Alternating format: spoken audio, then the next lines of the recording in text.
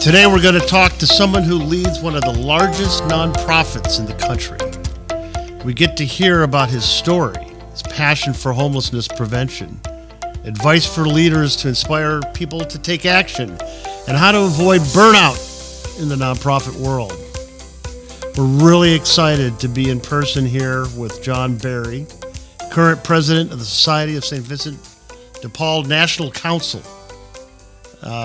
Though this episode's going to air December, he's in town with us for a fundraising event that we held last night. And John did a great job chatting with the folks there and got to see a little bit about what we're doing here in Louisville. John, thank you for being here. I appreciate it. Thanks. Glad to be here. So tell us about your story. I saw that you served as the CEO for St. Vincent de Paul in Georgia. Correct. For about 14 years, and then just recently were appointed to a 6-year term as national president for St. Vincent de Paul. Yeah. In Elected, about a year now. Actually. It's a year. Elected. I'm sorry. Elected. Yeah. It's a year. It's been a year. You're a year. 1 year. Yep. 1 year in, and then you had some time in business and federal government, a couple decades, almost 3 decades with that. How did you get drawn into the business of St. Vincent de Paul? Tell us a little bit about your story. Okay. Yeah, so my background was actually in engineering. I'm a nuclear engineer. There you go. And spent 20 years in the commercial nuclear power business. Worked for the Nuclear Regulatory Commission and worked in research. And then I worked for both General Electric and Westinghouse in their commercial nuclear power business. And when I moved to Georgia to become a subsidiary president for a company that was owned joint venture with Westinghouse and the French, Electricité de France, my parish that we went to, the Catholic Church in Marietta, Georgia, that my wife and I went to, we were sitting in Mass one day and the people from St. Vincent de Paul got up and started talking about what the work they were doing. And I thought, wow, this looks like something interesting. So it was something I wanted to get involved with. But unfortunately, I traveled a lot. I traveled all over the world and I was gone. So it was very difficult for me to engage with the society in an active way and attend meetings. So I went for a few meetings and then I backed away. But the Holy Spirit, when she decides you're going to get involved with the society, you're going to get involved. So a couple of months later, I got a call from somebody there, and they said, hey, we've got an opportunity. We're starting a new life skills program, and one of the things we're going to do is teach a computer course. And we were wondering if you'd be willing to teach that course on a Saturday. It's one Saturday morning, 3 hours a month. So I said, yeah, I can do that. So I taught that course, worked with them for a while, and then after a couple of years, I got involved in some other things. A number of years later, 5 or 6 years later, out of the blue, I got an email from somebody from that conference who sent me an email, and it had one line in it, and it just said, "This job would be perfect for you. You should take it." And it was the posting for the St. Vincent de Paul executive director in Georgia. And I thought this guy was crazy. I was like, what's he talking about? But all day, God kept tapping me on the shoulder about it. And long story short, after some praying about it and talking to my wife about it, I ended up applying and getting the job. I was at a point in my career where I was just restless. I wanted to do something else. I had been very, very successful. My wife was an RN. We were in great position to make a change. So in all honesty, I figured I would go for a couple of years, kind of get the organization straightened out, and then I would go back to the business world. And 14 years later, I retired as the CEO there in Georgia. And then I spent 4 years as the Southeast Regional Vice President, and then, as you mentioned, just got elected as the national president. So. I think it's wonderful that you mentioned in that shift the Holy Spirit, because you were listening. Yeah. You were aware, Yep. And I think oftentimes, the Holy Spirit is speaking to us. And Yeah. maybe there's times when we're not listening. I know when I took over, when I left, I retired from a 37-year career and then spent a little time over at the University of Louisville, and then got the call, as you did. Right. Hey, there's this opening at St. Vincent de Paul. We think you'd be good for it. Right. Okay. Yeah. Go over there, and of course, on my way over there, there's commercials on EWTN about doing more for your community, and it's like, really? Yeah, I know. Really?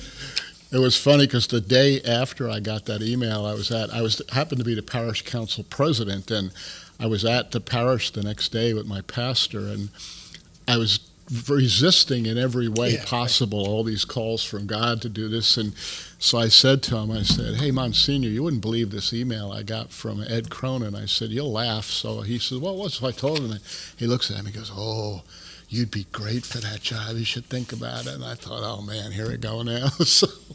Right. But it was the best move I ever made, obviously. It's interesting, too, because and I mentioned that I had almost a 4-decade career, and it was in public accounting and auditing public companies. One of my clients was General Electric. Oh, okay. And at least on the non-audit side, and got the opportunity to see a lot of really significant businesses.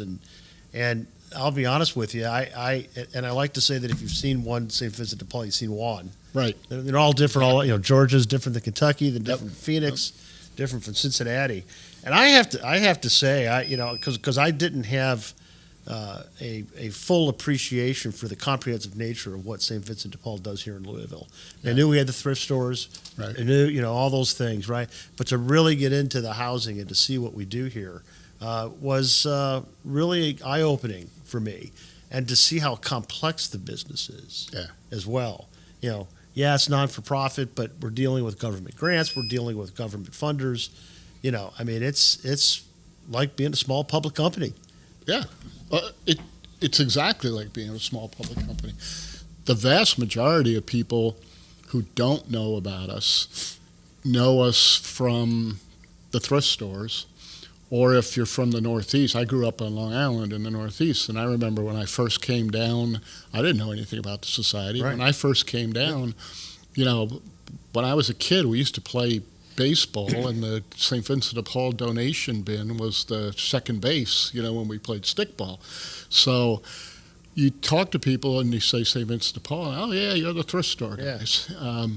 And you say, well, yeah, we're the thrift store guys, but we're a whole lot more than that. And the intricacies of the society with our housing programs, our multiple donation programs, with our education programs, with our real estate that we have, the CEOs and the boards really are operating small corporations. Yes, absolutely. And that's been one of the challenges for us at the national level and at the local level, is to ensure that these incredibly dedicated, spiritually driven people that are on some of the boards understand that they have a fiduciary responsibility as a corporation to run the organization in a proper way. So it's an educational process that we're going to be focusing on a lot over the next couple of years. Well, many of our listeners know a lot about St. Vincent de Paul. Some don't, but here in Louisville, we're in our 171st year, Right. 1853, and we've been serving the community in housing and supporting and feeding folks for all of those years. And you think about St. Vincent de Paul across the United States and the impact that it has. And I'm going to put some approximate numbers out here for folks, because Forbes has publicized the largest nonprofits in the country, and most recently indicated that St. Vincent de Paul across the United States, 75th largest charity.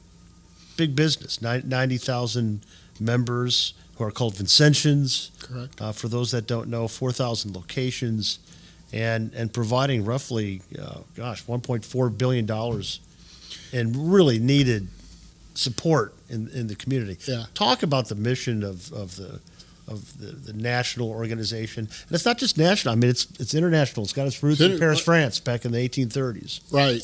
So one thing about that $1.4 billion number and that 75th ranking in Forbes is we know for a fact that both of those, that 1.4 billion is significantly under what we actually do. And our ranking is much higher than 75th. And hopefully this year we'll have it more accurately. And the reason those numbers are lower than they should be is because we don't have a centralized mechanism to gather all the data from all the councils around the country. And that's one of the things we're working on nationally. This year we're going to invest significant amounts of money in upgrading our technology systems so that we can capture more of that data. But you're correct. Across the country, the work we do and across the world, as the national president, I also sit on the international board of directors. So over the last year, I've gotten to go to Brazil, and I've gotten to go to Madrid, and I've gotten to go to India. I was in Goa, India. I'm going to Munich, Germany in 2 weeks to see some of the work that the society's doing because we have international board meetings there. But the society in the United States, you mentioned it earlier when you said if you've seen one council, you've seen the other. The broad scope of work that's done by the society is absolutely just amazing. And each council and each conference customizes itself and customizes its services to meet the needs of the local area and really the desires and the talents of the volunteers, the Vincentians in that local community. So you have very sophisticated councils like Louisville and Atlanta, Georgia, and many others. But you also have smaller councils that do unbelievable work, just human-to-human encounters, the encounter as a home visit, the encounter in food pantries and things like that, working with people, working individually with people. One of the things that we're moving forward with in the society is trying to change the mindset of the conferences and the Vincentians themselves, that no work of charity is foreign to the society, which is what Frederick Ozanam, our founder, said. So there has been for many years in the society a perception that a conference has to be focused on doing home visits, and then if they do other works, that's wonderful. Well, we're trying to change that mentality to say that there are conferences that can be focused on other very specific things. We have conferences, we have one up in Wisconsin, and what they do is they focus specifically on mentoring people. So they work long-term with people, which is very different than our model everywhere else. Mm-hmm. So they'll take somebody and they'll walk with them for a year or two to try and make sure that they become whole and become productive and are on a life path to success. So that's a big and important change that we're making. Yeah. The role of the National Council, which I think was the intent of your question, we have a broad mandate by the rule. So we run the society in the United States. The hierarchical relationship, the governance relationship between the National Council and the individual councils is not a strong, hard role. The councils don't report to me. And in fact, I was talking earlier, as the president of the National Council, all the council presidents and I are one unified governance body. So I chair the board and I am the president of the council, but the council holds certain authorities for approval of the budget and changes to the rule, changes to the national bylaws. The National Council is responsible for ensuring that we're in compliance with national law, hopefully doing more in fundraising. This year we'll be doing much more in terms of building our branding, reputational leadership. We'll probably invest close to $1 million over the next 2 years in a reputational leadership campaign around homelessness prevention to try to create something that's understandable for people across the country. Because going back to what we said earlier about the differences in the councils, it becomes a real challenge to try to explain to somebody, especially when you think about a big donor. From Atlanta, I used to go in and meet with Coke a lot, the Coca-Cola Corporation. And Coke at a local level is incredibly generous to the society and gives us lots of money. But if you want to access the vault where the secret formula is and the big dollars are, you've got to explain to Coke, what do you do on a national level? So they have 2 philanthropic goals, clean water and sustainable communities. Well, sustainable communities, we fit that philanthropic goal easily, but trying to explain it becomes very difficult. Same thing with a large donor, a large foundation, a large corporation. Our story is not defined in a way that makes it easy to describe. So we've engaged an organization called AmFel. We have a contract with AmFel. We have a PR firm that we just hired, and we have the former executive director of the council in Phoenix, who was there for 30 years, he's one of my vice presidents, and he chairs our development committee. We're developing this campaign around homelessness prevention so we can tell our story in a way that's easy to explain and encompasses something that covers everything that's done by every council in the country.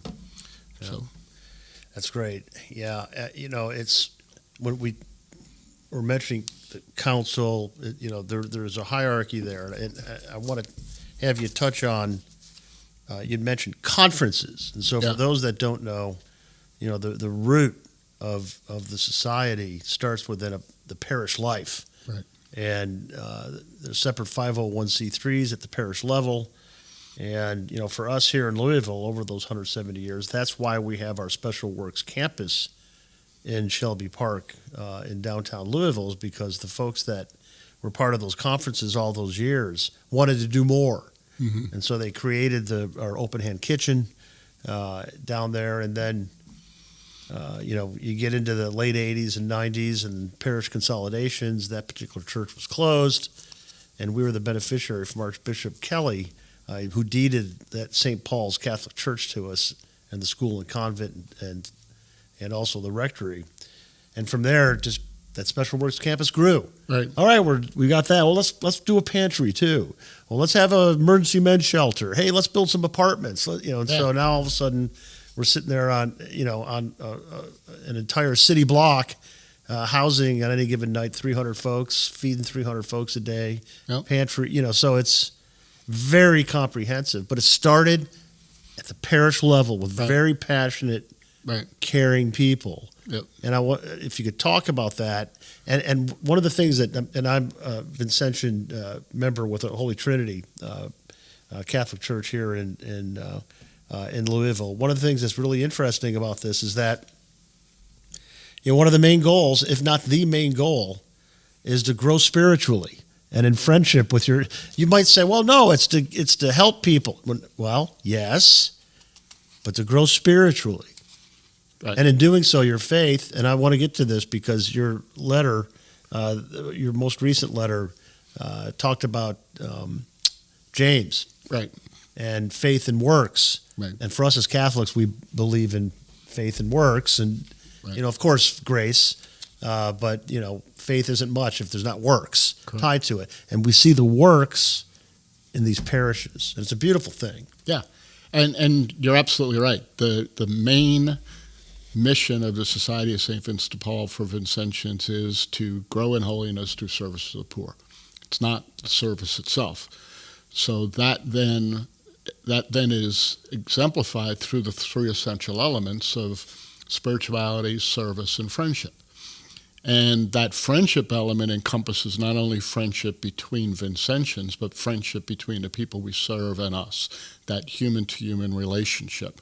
The service is the aspect of the work that we do, and then the holiness is growing in holiness through that service. What do we learn from that service? That's why the conference level meeting is so vitally important. And the conference is where it starts and where it ends.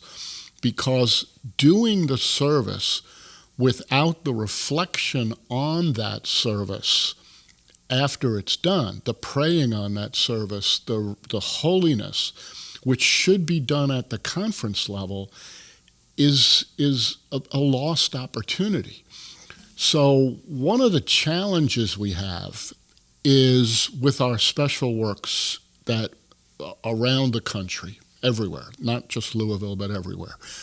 One of the real challenges we have with our mega special works, and we have it in Georgia when I was the CEO, you guys have it here, Phoenix has it, we all have it, is that we have these large special works that do incredibly important and needed work. But the question we have to ask ourselves is, how are we capturing the spiritual growth from that work and learning from it as Vincentians? And I don't have the magic answer to that, but that's part of what, through Vision SVDP and through ongoing conversations that we'll have facilitated by the National Council, how are we going to make sure that we don't become corporatized? And in some cases we have. We've become, in some of our councils around the country, we've become corporate pass-through government funding deliverers of service. And if you didn't tell people you were St. Vincent de Paul, there would be nothing that would indicate that you are. So the conferences have to be intimately involved in the works that go on. Now, that doesn't mean you need to take a bunch of volunteers that just came into the society yesterday and have them running your housing program, because obviously they don't know how and they probably don't want to. But they have to be able, those people running that housing program should be hopefully involved in a conference in some way. They don't necessarily need to go to 2 meetings a month, but they should be going to meetings. They should be engaged as Vincentians. They should be doing things so that they and the members of the conference are growing in holiness through the results of that work. Let's talk about the conferences, because in Louisville we have 27 conferences. Yeah. Like to have more. Yeah. And I've seen some models, just up the street in Cincinnati and northern Kentucky. The percentage of conferences to the total numbers is really impressive, especially in northern Kentucky. Georgia, we had 114 parishes and 77 that's amazing. conferences. That's amazing. And so that clearly needs to be focus for us. But I want folks to understand that what we have here is a very unique model in which we're actually working really hard to prevent homelessness to begin with. A lot of that work, absolutely, that's what the conferences are doing. And so last year, out of the 27 conferences, the folks in those conferences assisted about 28,000 people in our community, with $1.5 million of support, but time spent as well, right? Mm-hmm. And so the impact of that just cannot be understated or underestimated in terms of its value. Then, of course, we're in that part of the business in the Special Works Campus to help folks that find themselves unhoused and have that need. So, we're a comprehensive model that I've been kind of yelling from the mountaintop to get the city to see. Look at this comprehensive model. If you want to do something that will actually, reduce homelessness, replicate this model. Right. And in some cases they are. There's a community cares campus that they're going to be creating downtown. But it's like we've been doing that for 30 years kind of thing. But I think it's important for us to talk about the conferences because just like a lot of other things, there's challenges in growing conferences. There's challenges, and many of the members are older as opposed to younger. How are we doing? What are your thoughts on that? Because quite frankly, I'd love to have 40 or 50 conferences here in Louisville as opposed to the 27. But what's your advice in terms of growing conferences, but also attracting younger members to be Vincentians? So just from some of the generic steps, growing conferences, it's vitally important that the bishop is actively involved. And the bishop doesn't need to be demanding that the pastors start conferences because as soon as the bishop demands it, they'll just not do it. But the bishop needs to encourage the pastors to invite St. Vincent de Paul in to come and present and talk. And the bishop needs to educate pastors, especially new pastors, that putting a St. Vincent de Paul in their parish is not going to negatively impact their collection. And if anything, it's going to increase it because as you bring more opportunities for work into a parish, it tends to always increase the collection, not decrease it. But the conference itself, so that's something we're working on. I have a vice president of membership and leadership development. I have a vice president of youth, young adults, and emerging leaders. And those are the two biggest challenges they have. I can tell you a couple of things we have to look at. One of the things we have to look at is our whole conference meeting model. So I'll tell you what I became, and it was actually here we go with the Holy Spirit again, right? The year before I took office the year before I ran for, I decided to run for national president, took office, I ended up becoming the conference president of my conference that I've been involved in. I was the regional vice president, but we had a big to-do at our conference because our pastor changed the safe environment rules and some of the people got mad and quit, and there was a leadership void, and I ended up stepping in and becoming the conference president. So we have over 60 members of our conference. We have big parish, active parish, and we were getting 14 people at a meeting. So, we met twice a month, second and fourth Mondays. So I started talking to people who are active in the food pantry and active at the thrift store and active at, doing home visits and stuff, but they just didn't come to meetings. And they said, well, they're boring. It's the same meeting. We come in, we hear the same treasurer's report, we hear this and that. So I thought, you're right, they are boring. So what we did was I changed the model, and we have our first meeting of the month is our normal business meeting.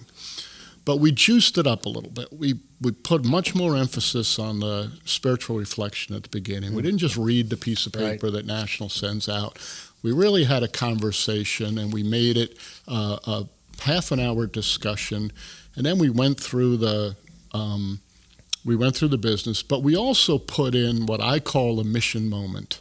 And this was something I had instituted at my board of directors when I was the CEO in Georgia. And what it is that at the beginning of the meeting, people who attended spoke about something that occurred through their work at St. Vincent de Paul that impacted them spiritually, the mission. A home visit, a call, something.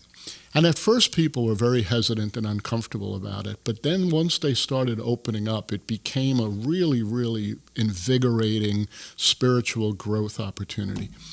The second thing I did was I changed the fourth meeting of the month, and we made it the first half hour of the meeting was a social, where we put a sign-up genius, where people would bring a dessert or an hors d'oeuvre or something like that, and for the first half hour it was just socializing. So one of the essential elements, right? Friendship. And then for the next hour, we had either one of the members of the conference, or we would bring in the pastor or an associate or a guest, and we would do a spiritual hour reflection on something. Maybe it was the gospel, like the St. James gospel from 2 weeks ago would have been a perfect one, or whatever it would be, or some reading or something like that. Well, people started coming, and they would come, and then they would bring people who some became members. We started getting to the point where we had to ask the pastor for a different room because we couldn't fit everybody in. We're getting 45 and 50 people at this fourth meeting, and now the second meeting of the month is getting to be upwards 30 or 40 people because they feel like they're part of it. Right. So I think part of it is we have to look at the meeting model, because the standard meeting model and the old meeting model from the rule is just boring, and people don't want to get in a car and drive all the way over there and sit there and listen to it. The other thing we have to look at, especially for young people, and people are shocked when they hear me say that because they know how much I hate Zoom. I think I always ask meetings that I'm at, how many of you met your wife or your girlfriend on Zoom and got married based on Zoom relationship, right? And nobody says they did. Zoom is the crack that we got addicted to during COVID, and it's destroyed a lot of our conferences. But I think there is a place for it with our young people. And I spoke at St. John's University in Queens to their students. They have a very, very active young adults conference. And afterwards, the bishop and I were there, and I was talking to them, and they said, when we leave college, it's difficult for us to engage with conferences in the community because we're trying to start a career, we're trying to start relationships and families.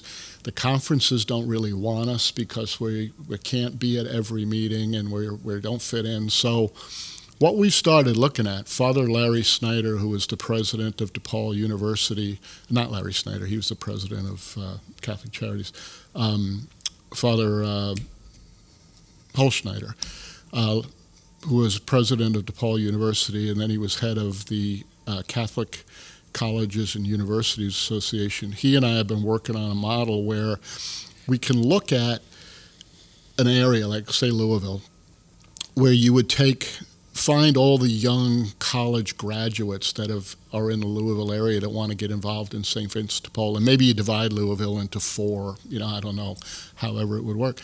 But you set up a conference, because there's nothing that says a conference has to be at a parish. There's nowhere is it written that that's a requirement. So you set up a young adults conference, and the first meeting of the month, they meet by Zoom. And they do some spiritual reflection, they do some meeting with each other, some relationship building and that kind of thing. And then the second meeting of the month is a project. So they go and maybe they feed the homeless on the streets, maybe they do some work in a pantry or whatever like that.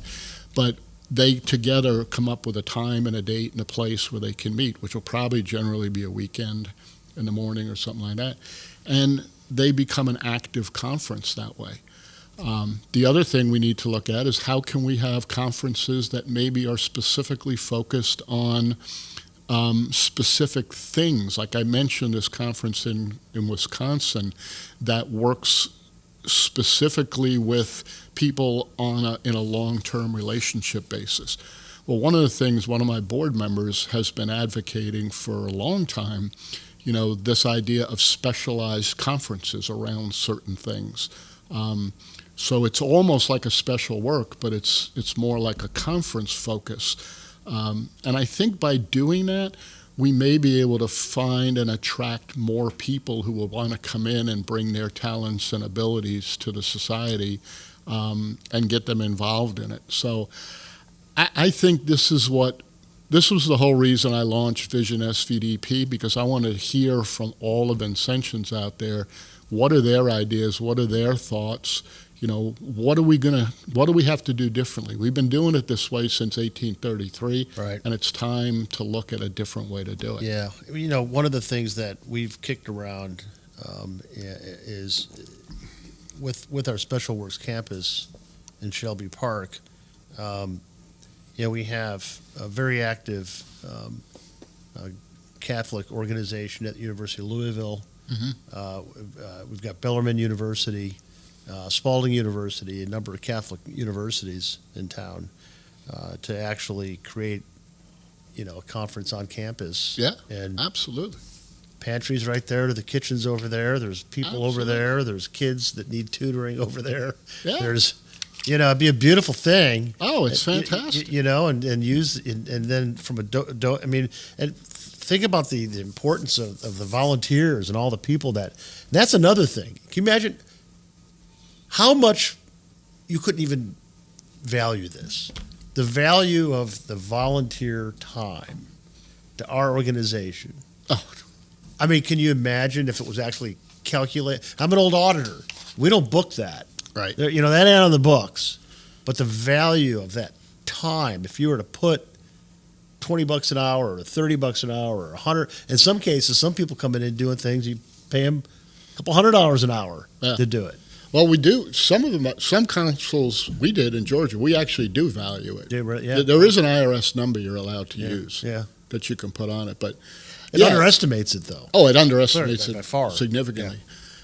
One of the things that and it's not only that, but I'm glad you brought up volunteers and Vincentians as volunteers and just all our volunteers in general.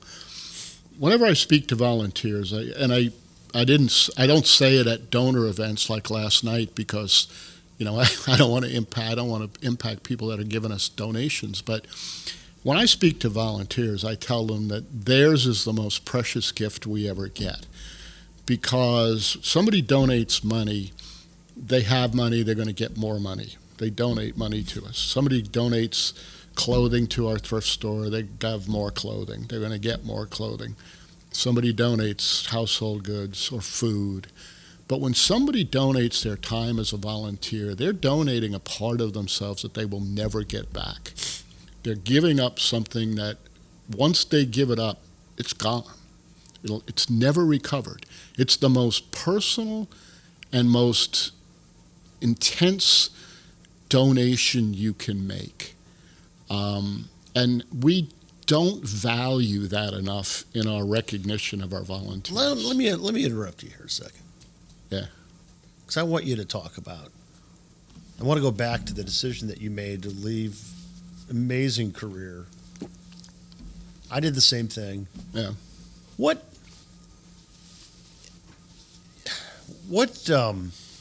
Talk about that from a leadership perspective for people that may be looking at that and saying, you know what?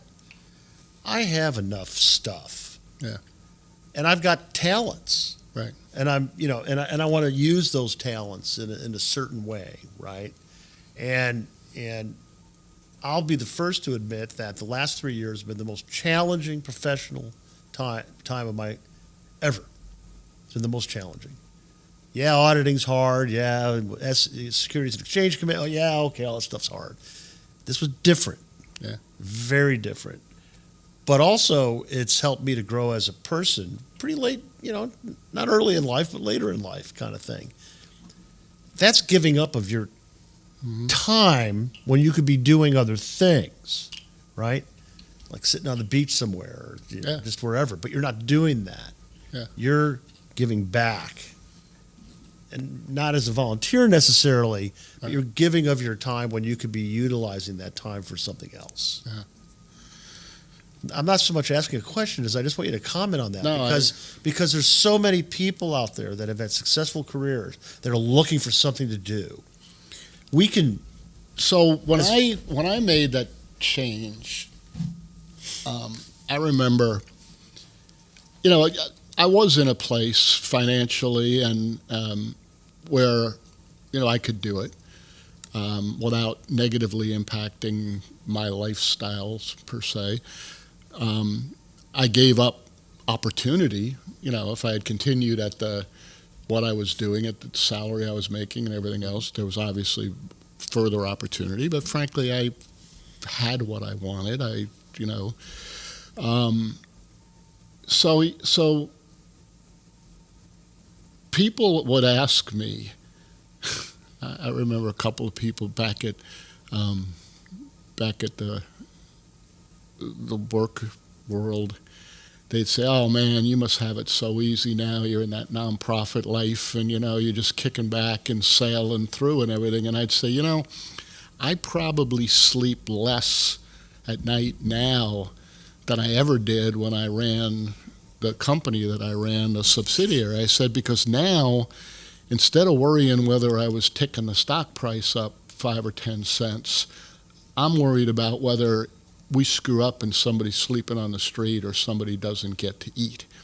I said, so it's the hardest, most challenging thing I've ever done. I said, but the other thing is, when I go home at the end of the day, I am more satisfied of what I accomplished that day to help people than I've ever been about the fact that I could stand in front of the board of directors and put up numbers that they would applaud and give me a bonus for.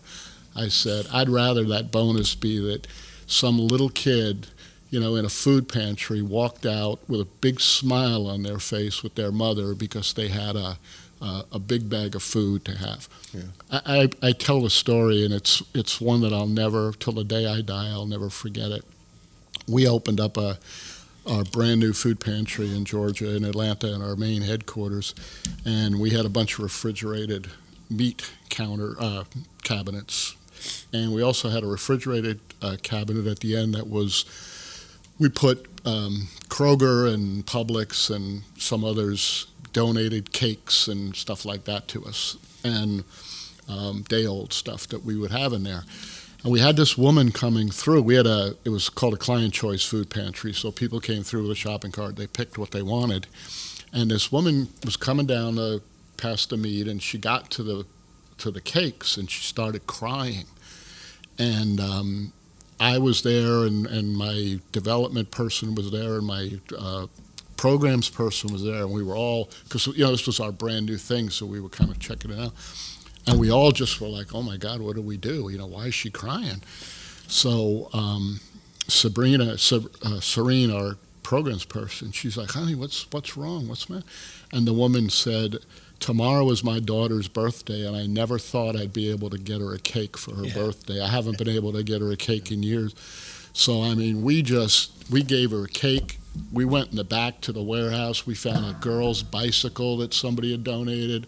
We got the bicycle cleaned up. We put ribbons on it. We gave her the bicycle that she'd give her.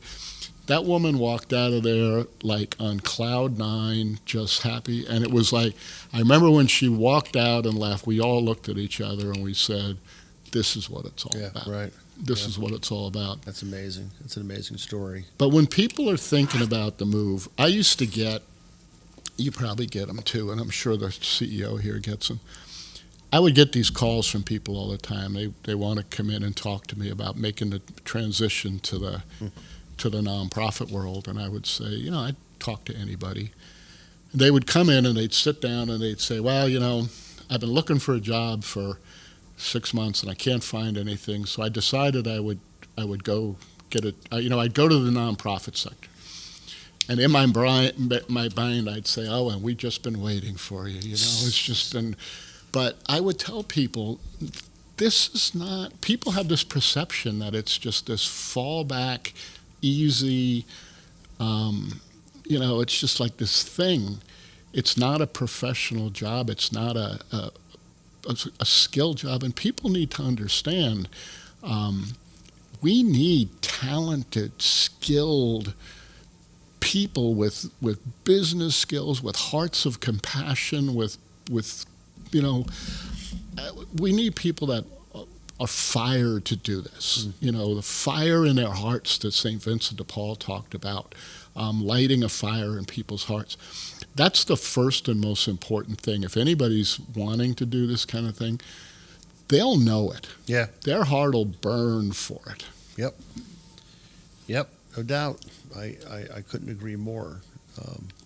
Well, I want to wrap up by talking about next year in 2025. We've got the national national meeting coming to Louisville, Kentucky. Yeah, it's been a while since we've had it here. 1995, lots changed. 2008. 2008. Oh, it's 2008. I'm sorry. Yeah. And a lot has changed, and we're looking forward to it. And we were talking earlier about young people, and I think this meeting and the gathering from across the United States is going to be branding opportunity for us for young people here. You know, Yeah. get involved to see what we're doing, Yeah. and to get inspired by that. And we're Absolutely. really looking forward to, hosting. I think Louisville's going to be a great host. There's down on Main Street. You won't have to go far to Oh yeah. to see really cool things. And of course, bourbonism is something that a lot of folks are going to be interested in. And the other thing that I think we really need to get the message out on is that Louisville's within 1 day's drive of 75% of the nation's population. So folks will be able to drive. Really? Yeah. I didn't know that. Yep. Well, I think the So driving. a lot of people, it's 1 day's drive. So that's why UPS has their interesting. hub here. So 1 day's drive, we got to really encourage folks you can make it in 1 day. Well, we're on an uptick. Phoenix, we had 825 people, which is the largest since the pandemic, and actually it was one of the largest even before the pandemic. So I would love to see us break 1,000 in Louisville. Oh, I think we can. And as far as young people go, Kat Brissett, who's our vice president for youth, young adults, and emerging leaders, she has really gotten fired up in getting the youth involved. And one of the things that we're hoping to do in the Louisville meeting in terms of presentations and things is one of the suggestions that came out of Phoenix is to see if we can have the young adult youth group pick a keynote speaker. Yeah. Somebody that will be attractive to not only engage young people, but also the rest of us too. The 3 keynote speakers we had in Phoenix were just fantastic. Well, the 2 keynoters, and then me, of course, I was fantastic. And we had a panel, but I think it's going to be a great meeting. I remember 2008's meeting. That was my second national meeting since I came on as the CEO. The first one was in Austin, and this one here. It was at the Galt House, and they had the host city event was at Churchill Downs, which I think I heard that next year's is going to be at the Muhammad Ali Center, which will be that'll phenomenal. Be awesome. Yeah, that'll be awesome. Yeah, it's really interesting when you. And I know I said we're wrapping up here, but we can keep going. When you look at, I was on the board there at the Ali Center for about 17 years with one of the founding board members. And there's, if you're a boxing fan, you're going to get everything you want.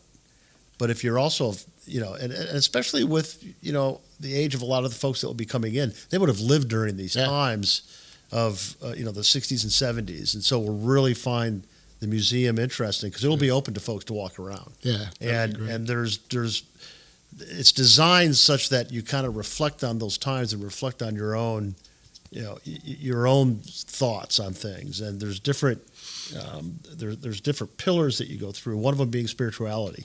Oh, and cool. Just kind of stepping back and thinking about your own spirituality and what you're bringing to the world, kind of thing. And it's designed that when you walk away from there, you kind of think about what your role in the world is, and to not to be afraid to speak out, not to be afraid to be involved, not afraid to to be visible in this fight that we have. That's great. Yeah. And you know what? Another tie to Ali, which will be amazing tie, is Ali was an active volunteer at St. Vincent de Paul, Phoenix. That is really cool. I was Steve Zabilski, who was the CEO there. I was on a call, a Zoom call earlier this morning, and I was on it with Steve, and I was telling him about the event last night, and I was telling him that about the annual, because he said, oh yeah, the annual meeting's going to be there next year, and I said, yeah, and I said, they're going to have, he said, we had Churchill Downs last time, and I mentioned the Ali Center, and he said, Ali came and served meals in their kitchen more than 50 times. And he said even after he lost the ability to speak because of his Parkinson's, he would still come and just go around and greet the homeless and the people that they were serving, him and his wife would serve. So that's going to be maybe we can get Lonnie to come by. Maybe she'll be around, have her come by during the... That would be... Maybe be one of the... That would be amazing. We can. Yeah, but just to talk about that because I think it is important. That doesn't surprise me in the least that he would do that. Very humble although quite brash. Yeah, yeah. Nobody would call him humble when he's in the ring. That's for sure. Or before he got in the ring. Yeah, but to do the things that he did later in life was inspirational. So we look forward to showing that off to folks. Good. When they come into town. Yeah, we're looking forward to coming. It's going to be John, a great thank meeting. you so much for taking the time. I know you're busy. Oh, I'm very happy to do it. Yep, and like I said, we're going to be airing this in December, and there's more to come on the national meeting for folks. It's a very exciting time to be a part of St. Vincent de Paul. Thank you very much. Thank you. Enjoyed it.